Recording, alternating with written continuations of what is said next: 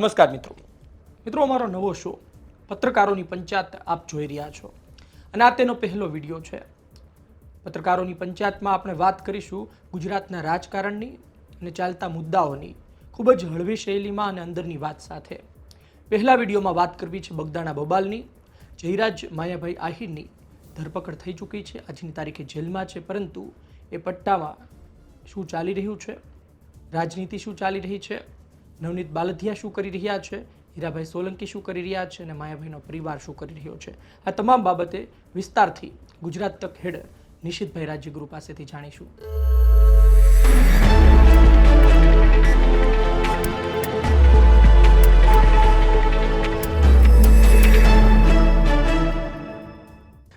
નિશિતભાઈ, આપણે જે પહેલા વાત કરતા હતા, મને લાગે છે કે હવે એ થઈ રહ્યું છે, કારણ કે થોડા સમય પહેલા આપણે એવું કહ્યું હતું કે એક સમય આવશે કે જ્યારે નવનીત બાલધિયા સાથે લોકો સેલ્ફી પડાવતા જોવા મળશે. એ શરૂ થઈ ચૂક્યું છે, પરંતુ હવે એવા સમાચાર સામે આવ્યા છે કે ઉદ્ઘાટનમાં મુખ્ય અતિથિ તરીકે નવનીત બાલધિયાને બોલાવવામાં આવી રહ્યા છે. એક મહુવાનો મેડિકલ સ્ટોરનો ઉદ્ઘાટનનો કાર્યક્રમ છે, મુખ્ય અતિથિ નવનીતભાઈ છે અને ઉદ્ઘાટક હીરાભાઈ સોલંકી છે અને આ સહિત ત્યાંના બધા દિગ્ગજો છે મહુવાના, એ બધા હાજર રહેવાના છે. શું કહેશો? આપને જેમ કીધું એમ મેં મારા ઘણા બધા વિડીયોમાં નિષ્કર્ષમાં પણ એ કીધું હતું કે નવનીતભાઈ હવે હીરો થઈ જવાના છે, એટલે કે નવનીતભાઈના 4 ચાંદ લાગી જવાના છે મહુવાને આસપાસ, અને એ જ થઈ રહ્યું છે. હવે આને એક પોઝિટિવ રીતે લો તો એનો મતલબ એ થયો કે ભાઈ નવનીતભાઈ છેલ્લા 1 મહિનાથી એટલા બધા ચર્ચામાં છે કે લોકોને એવું થાય કે ભાઈ નવનીતભાઈની હાજરી હોય તો આપણો ધંધો અથવા તો આપણો ઉદ્ઘાટન સમારોહ જે છે એમાં કંઈ પછી બહુ જાજુ જોવાનું રહે નહીં, બધું હાલ્યું જાય. આ જે મેડિકલ સ્ટોરનો મહુવામાં ઉદ્ઘાટન છે એનું ઉદ્ઘાટન હીરાભાઈ કરવાના છે. જોવાની ખૂબી એ છે કે હીરાભાઈ ઉદ્ઘાટક છે, મુખ્ય અતિથિમાં નામ નવનીત બાલધિયાનું છે ને બીજા આમંત્રણમાં પાછું તમે નીચે ડાબી બાજુ લિસ્ટમાં જુઓ તો પૂર્વ ધારાસભ્ય આરસી મકવાણાઈ છે અને વર્તમાન ધારાસભ્ય શિવાભાઈ ગોહિલે છે. નાના અક્ષરે ડાબી બાજુ નામ લખ્યું છે અને હીરાભાઈની બરોબર નીચે નવનીતભાઈ બાલધિયાનું નામ લખ્યું છે. એની પોઝિટિવ સાઈડ કીધી. નેગેટિવ સાઈડ એ કહી દઉં કે આ આખા કાંડમાં નવનીત બાલધિયા ભોગ બનનાર હતા અને ભોગ બનનારને ન્યાય અપાવવા માટેની આ લડત હતી, જે હવે ન્યાય સુધી પહોંચી ગઈ છે. આરોપીઓ જેલમાં છે.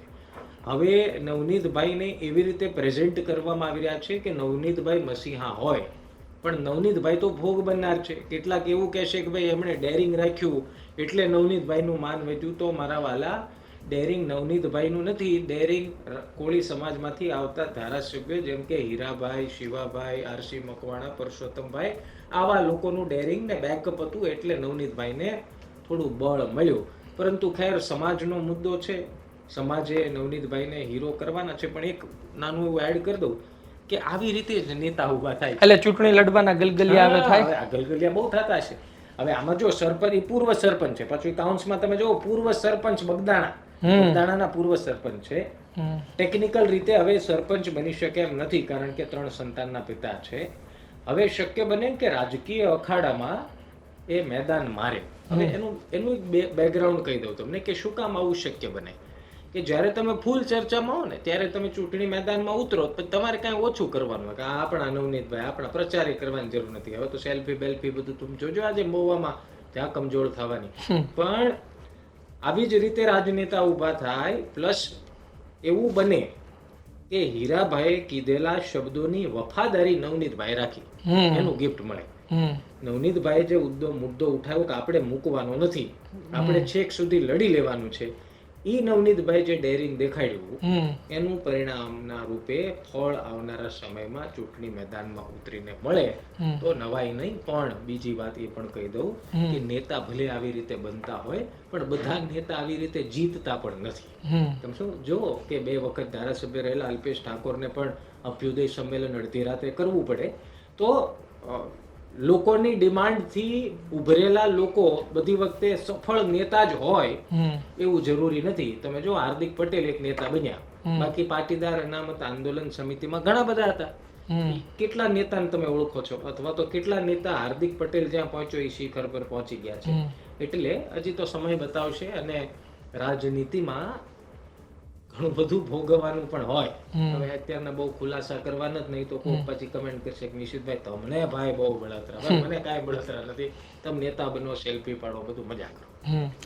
હવે ધરપકડ થઈ ચૂકી છે, પણ હવે નવું આવ્યું કે પોલીસ સામે કાર્યવાહી કરો ને એને લઈને એક પછી એક સવાલો થઈ રહ્યા છે. ભાવનગરથી જે રાજુભાઈ સોલંકી છે એમણે એસપી કચેરી વાત કરી, ગાંધીનગર પાછી મુલાકાત થઈ અને જે પોલીસ સામે છે એ સવાલો, જો કે કાર્યવાહી તો કરવામાં આવી હતી પણ હજુ એ જ ચાલી રહ્યું છે કે હજુ કાર્યવાહી કરો.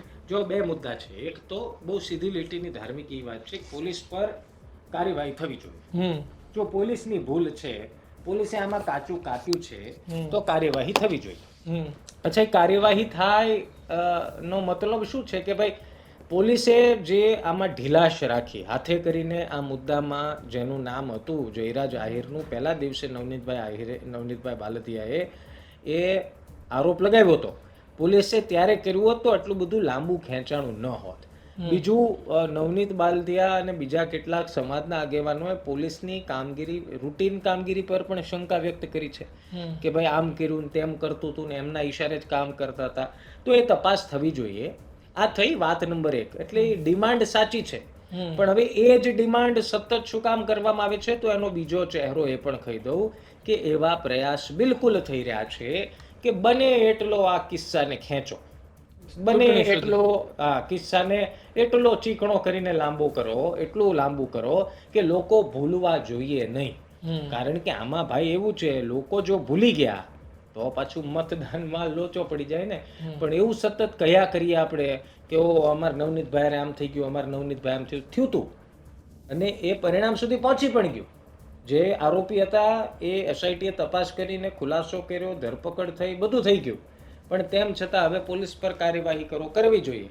પણ જેમ હીરાભાઈ, મને જ સવાલ એ થાય, હીરાભાઈ 24 કલાકની અંદર બગદાણા પીઆઈને લીવ રિઝર્વમાં મુકાવી શકતા હોય, તો આ બધા જે કોળી સમાજના આગેવાનો રજૂઆત કરે તો હું એમ કહું, હીરાભાઈને કયો, હીરાભાઈને કયો, પરસોત્તમભાઈને કયો, કે પછી રાજુ સોલંકીનો ઈશારો એના તરફ તો નથી ને કે ભાઈ તમે આ એક કેસમાં કેમ કર્યું, બાકી કેસમાં કેમ ન કર્યું. એટલે તમારી આડકતરી ફરિયાદ રાજુભાઈની, હીરાભાઈ, પરસોત્તમભાઈ પ્રત્યે પણ હોઈ શકે, કેમ કે એ જે પત્ર છે એમાં ઘણા બધા સવાલ છે કે શું રાજકીય પીઠબળ હોય તો જ કાર્યવાહી થાય.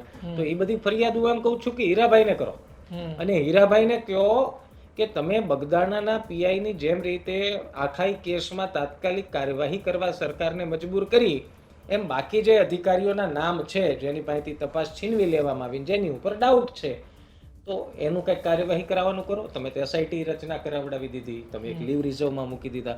તો હું એમ કહું છું કે એવા સોશિયલ મીડિયા પ્લેટફોર્મ ઉપર એવા ચીતડા ભમરડા મૂકીને સવાલોના એ શું સાબિત કરવાનું કે મુદ્દો ચર્ચામાં રહેવો જોઈએ. હું હજી લોકોને કહું છું કે જે આખો કિસ્સો છે એ કિસ્સાનો અંત કાર્યવાહીથી આવી ગયો છે. રહી વાત પોલીસની કાર્યવાહીની, તો નવનીત બાલદિયા સહિત કોળી સમાજના આગેવાનોએ હીરાભાઈને કહેવું જોઈએ, પરસોત્તમભાઈને કહેવું જોઈએ કે આ હજી અધૂરો ન્યાય છે. જયરાજ આહિરની ધરપકડ એ મને મંજૂર નથી, મારે તો પોલીસ વાળા જેલમાં જોઈએ. તો હું એમ કહું છું કે એ ન્યા તમારે કહેવાની જરૂર છે, લોકોને તો કહેવાની જરૂર છે જ. એક વાત એ છે કે નવનીત જયરાજભાઈ આહિર જ્યારે જેલ ગયા ત્યારબાદ નવનીત બાલદિયા પરસોત્તમભાઈને મળવા ગયા, એની સાથે મહુવાના પૂર્વ ધારાસભ્ય હતા. તમને શું લાગે છે પરસોત્તમભાઈએ શું વાત કરી હશે મળ્યા પછી? કારણ કે મામલો પતી ગયો, ધરપકડ થઈ ગઈ, પછી કઈ કીધું હશે? મને લાગે છે કે અભિનંદન આપ્યા છે નવનીત બાલદિયાને. એનું કારણ એ છે, સામાજિક દ્રષ્ટિકોણથી જ્યારે કોઈ નેતા કોઈ એક યુવાનની પડખે ઊભો રહે તો એ યુવાનની જવાબદારી થઈ જાય છે કે આપણે એ નેતા ઉપર વિશ્વાસ રાખીને અડગ રહીએ. હવે નવનીતભાઈ તો ભોગ બનનાર વ્યક્તિ છે, એમને તો ઈજાઓ થઈ હતી, એમને તો એ દર્દ ખબર જ હતી, અને એમાં રાજકીય પીઠબળ મળે તો એમને, નવનીતભાઈ છે ને પાછા જુઓ સરપંચ રહી ચૂક્યા છો ધાર્મિકભાઈ, એમ હોશિયાર છે પાછા, એવું કઈ એવું નથી કઈ ખબર નથી પડતી. નવનીતભાઈને ખબર છે કે આપણે ક્યારે શું બોલવું જોઈએ અને ક્યારે ન બોલવું જોઈએ, એ બધી એમને ખબર પડે છે. એની માટે એમને ધન્યવાદ છે, એમાં કઈ હું ખોટું નથી. પણ રાજકીય પીઠબળ મળે તો વર્તન કેમ કરવું અને કેમ રહેવું એ નવનીતભાઈને શિખામણ આપનાર પણ વ્યક્તિઓ આજુબાજુ સારા છે, ને નવનીતભાઈ ખુદ પણ બુદ્ધિશાળી છે. એટલે હીરાભાઈની એક સુરે કહેલી વાતને પકડીને પણ મને તો નવનીતભાઈને એ વાતનું પણ લાગે કે જે હમણાં એક પત્રકાર ચેનલના પત્રકાર એમને સવાલ પૂછેલો કે શું હીરાભાઈ કહેશે તો તમે સમાધાન કરશો, તો નવનીતભાઈ એવું કીધેલું કે હીરાભાઈ કહેશે તોય સમાધાન નહીં કરું. એટલે આ બધી વાતો કેવી છે કે બોલવામાં બહુ સારી લાગે, પણ એ નવનીતભાઈ સારી રીતે જાણે છે કે ન્યાયની ગાડી ડેલા સુધી પોગી એનું કારણ જ હીરાભાઈ છે. કદાચ હીરાભાઈ કહી દીધું હોત કે નવનીત આમાં કાંઈ કરવાનું નથી, તો નવનીતભાઈ કાંઈ કરત નહીં, નવનીતભાઈ જાણે છે. પણ હવે આ તો બધું કેવું કહાની પૂરી થઈ ગઈ. હવે હું કહું નવનીતભાઈ એમ કહેશે કે ના ના હું તો અડગ જ હતો. પણ ખેર, પણ તમારી વાત જે સવાલ હતો પરસોત્તમભાઈ અભિનંદન આપ્યા છે. અને પછી એવું કીધું હશે કે બસ હવે ખમૈયા કરજો. મને નથી લાગતું કે એવું કીધું હશે. હા, અચ્છા, કેટલાક નેતા એવા છે જે એવું ઈચ્છે છે કે હવે ખમૈયા કરો, હવે બહુ થયું. કેમ કે કેટલાક ઈ જ સમાજમાંથી આવતા નેતાને ડખોય પડે છે કે ભાઈ હવે બંધ કરો. કેમ કે આમાં કેવું છે, રાજકીય દ્રષ્ટિકોણથી અથવા તો રાજકીય રીતે ભલે કોળી સમાજમાંથી આવતા હોય, પણ એમને બધા જ સમાજના નેતાઓ સાથે સંબંધ સારા હોય. અને પાછું તમે એક શબ્દ ઓલો જોરદાર સાંભળ્યો છે, પોલિટિકલ પાર્ટીનું પ્રેશર. ઈ હોય ને ભાઈ, ભારતીય જનતા પાર્ટી હવે ઈ કહેતું હોય ને કે બસ હવે વાર્તા પૂરી થઈ ગઈ, તમારી જે માંગ હતી ને જે સાચા આરોપી છે, જે પુરવાર થયું છે, એ બધી કાર્યવાહી થઈ ગઈ, તો હવે આ મામલો અટકવો જોઈએ. કદાચ કીધું હોય, પણ નવનીત બાલદિયાને કહેવાનો કોઈ અર્થ મને લાગતો નથી. કેમ કે નવનીત બાલદિયા તો આરામમાં હતા, જે કરવાનું હતું એ બધાએ કર્યું. અને નવનીતભાઈને બેઠા બેઠા જે ન્યાય મળવો જોઈએ એ મળ્યો. એક વાત એ ચર્ચાઈ રહી છે પટ્ટામાં, બે વર્ગ છે કે એક વર્ગ એવો કહી રહ્યો છે કે આવું ન થવું જોઈએ, એક વર્ગ કહે છે કે આ તો સ્વાભાવિક છે.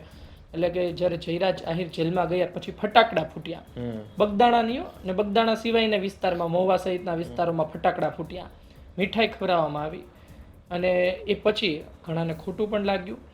અને આ ફટાકડા પહેલી વખત નથી ફૂટ્યા. તમને યાદ હશે કે જ્યારે અમરીશભાઈ ડેર ને રાજુલા પેટા ચૂંટણી લડાવીને હીરાભાઈને લોકસભા મોકલવાની વાત હતી, ત્યારે પણ ફટાકડા ફૂટ્યા હતા. એટલે આ ફટાકડા ફોડવાનું કનેક્શન થોડું જૂનું છે. તમે શું કહેશો? દિવાળીમાં ઓછા ફૂટે એ પટ્ટામાં, આવું બધું હોય ત્યારે વધારે ફૂટે, એ તો ખબર છે આપણને. પણ જો હું એવું માનું છું, ઘણા બધાની એવી પણ વાત હશે ધાર્મિકભાઈ કે કમેન્ટમાં લખશે કે તમે જ કહો છો કે મુદ્દો પતી ગયો, પછી તમે જ હેની ચર્ચા કરો છો. ભાઈ અમે ચર્ચા એટલા માટે કરીએ છીએ કે આ ચર્ચાઓ તમને ખબર પડે કે ખોટી દિશામાં લઈ જાય છે. ઘણીવાર નરી આંખે જોયેલી વસ્તુ જેવી દેખાય એવી જ હોય એવું જરૂરી નથી. તમે સમજો, તમને એવું કદાચ લાગતું હોય કે ઓહો હજી ન્યાય અધૂરો છે, મળ્યો નથી, એટલે કદાચ તમને લાગતું હોય, પણ પાછળની રાજનીતિ તમે સમજો, પાછળના ઉદ્દેશ્ય રાજકીય નેતાઓના સમજો, એની માટેની આ પંચાયત આપણે કરીએ છીએ. ફટાકડા ફૂટવાની જ્યાં સુધી વાત છે, તો એ ચર્ચા ને એ લોજિક જ્યારે જયરાજ આહિર પર આરોપ લાગ્યો ત્યારનું શરૂ છે કે ભાઈ અમરીશભાઈ ડેર સાથે હીરાભાઈના જે સુમેળ ભર્યા સંબંધો છે એ આમાં કદાચ કંઈક વચમાં હોય. પણ હીરાભાઈ સોલંકીએ સતત એ વાતથી ઇનકાર કર્યો છે.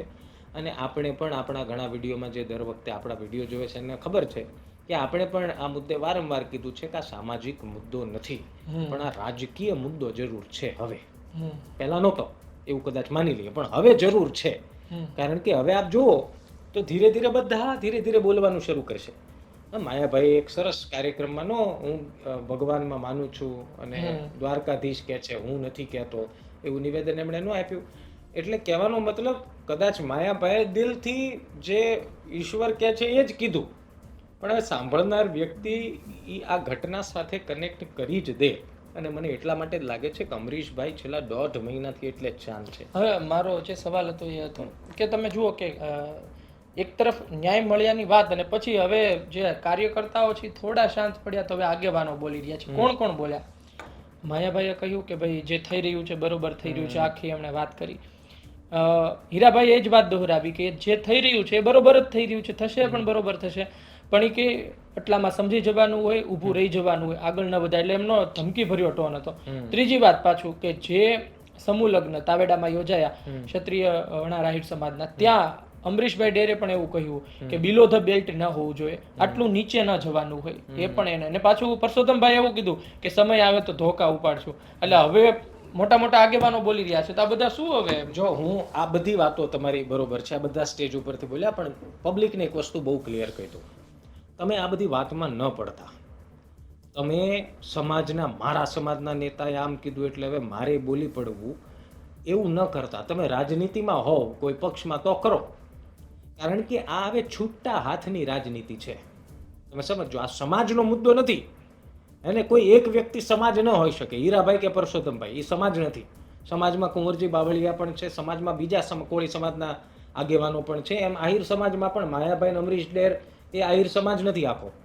આહિર સમાજમાં ઘણા બધા લોકો છે.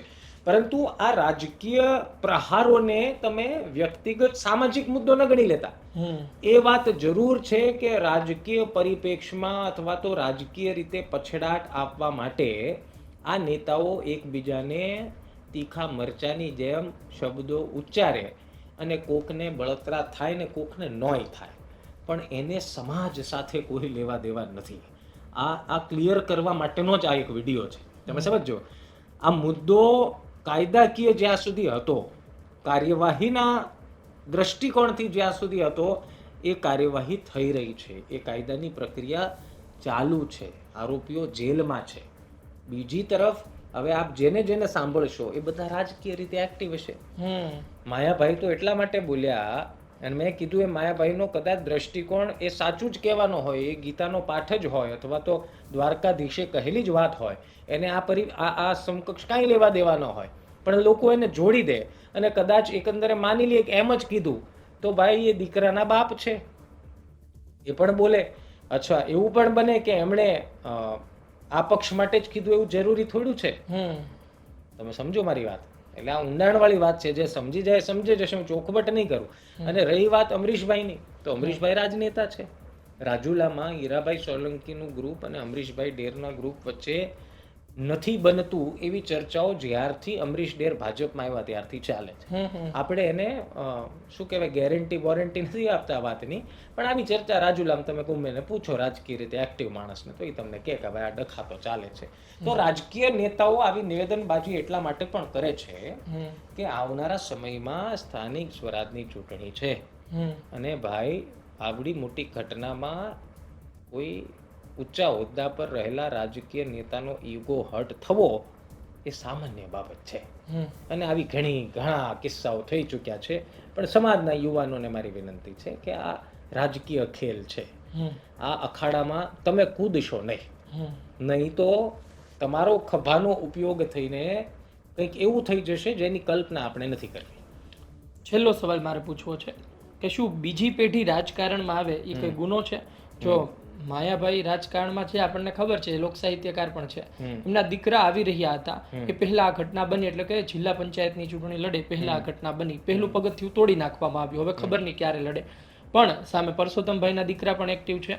હીરાભાઈના દીકરા સુરતમાં ગયા હતા, બોલ્યા હતા, એ કોળી સમાજના સંગઠનોમાં જોડાઈ રહ્યા છે અને આપણને પાક્કા સૂત્રો એવું કહે છે કે ખૂબ એક્ટિવ છે ભાવેશભાઈ સોલંકી. આપણે રાજુભાઈ સોલંકીની વાત કરી તો એમના દીકરા પણ બ્રિજરાજ સોલંકી, તમે જુઓ કે આમ આદમી પાર્ટી એને મોકલે પ્રચાર માટે આદિવાસી વિસ્તાર સુધી. અને આ સિવાય પણ એ વિસ્તારના આપણે ઘણા ચહેરાઓની વાત કરી ચૂક્યા છીએ કે જેના પરિવારમાંથી આવતા લોકો, ભાવનગર ગ્રામ્યથી પણ આપણે વાત કરી છે, રોયલા પરિવારની. ટૂંકમાં કહેવાનો અર્થ એ છે કે જો બીજો વ્યક્તિ આવતો હોય પરિવારમાંથી, એનો દીકરો હોય કે પછી કોઈ ભાઈ હોય, તો શું ગુનો છે? અને તમે એકને કાપશો, એકના દીકરાને કાપશો તો કાલ સવારે તમારી સુધી આવી શકે. યુવાનોનું રાજનીતિમાં આવું ગુનો નથી, ઘણા બધા ઈચ્છે છે. આ ખેલ આખો છે ને એ રાજનીતિમાં એન્ટ્રી ન લેવા દેવાનો નથી.